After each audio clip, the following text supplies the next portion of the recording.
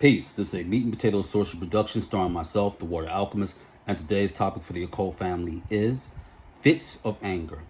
One of the things that you're going to go through with your journey, your magical one at that, is fits of anger.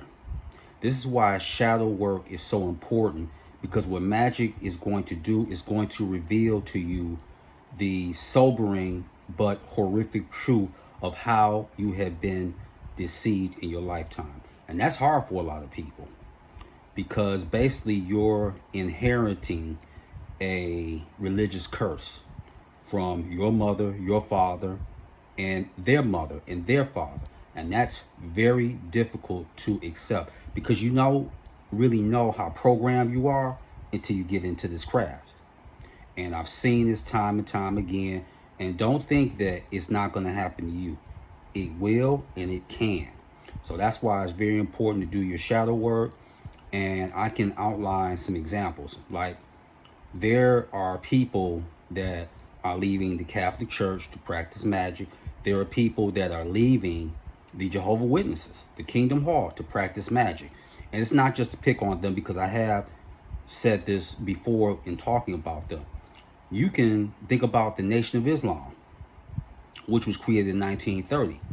People now, what's one of the first things that you learn when you join the NOI? That Malcolm X was a Judas Iscariot and a traitor, and nothing can be further from the truth. But when you join, you have to denounce Malcolm. That is one of the things that you must do. Imagine being part of a church or a mosque. What do you give to them? Your time, your energy, your commitment, your money, your children. So what happens when that illusion of security is shattered? You go through what? A fit of anger. That's what you go through.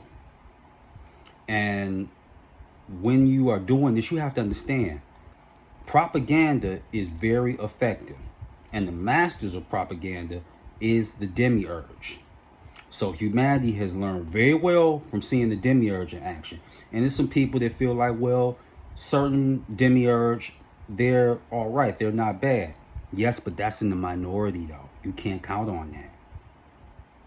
Your food, the demiurge has to feed off your energy. And the chief way that they're going to make sure they feed off of it is they're going to make sure that you get stuck in the reincarnation cycle. So they're going to be able to eat on you again, and again.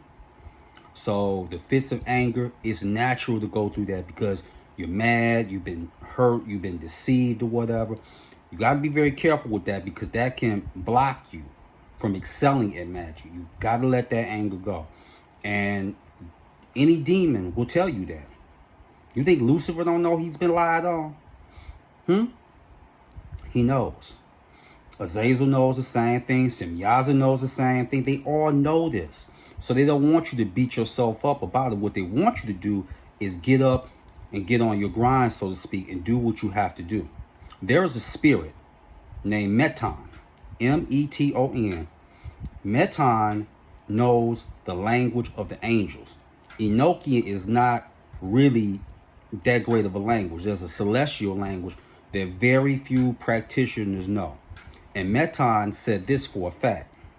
Meton said that Earth somewhat is reminiscent of the heavens, because heaven thrives on war and chaos.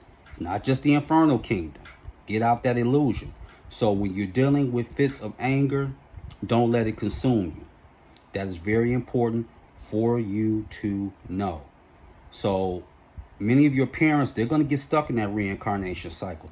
And some of them will not have the opportunity to meet their God, their goddess, or even their grandparents' God or goddess. They got to go through all this again, and the demiurge cannot wait.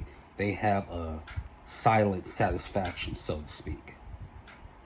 So fits of anger, it happens. Get over it. Deal with the gods, goddesses, and angels, and they will take you a step ahead. So with that, that is your meat and potato sorcery for the day. I am the Water Alchemist. Be water, my friends. Peace.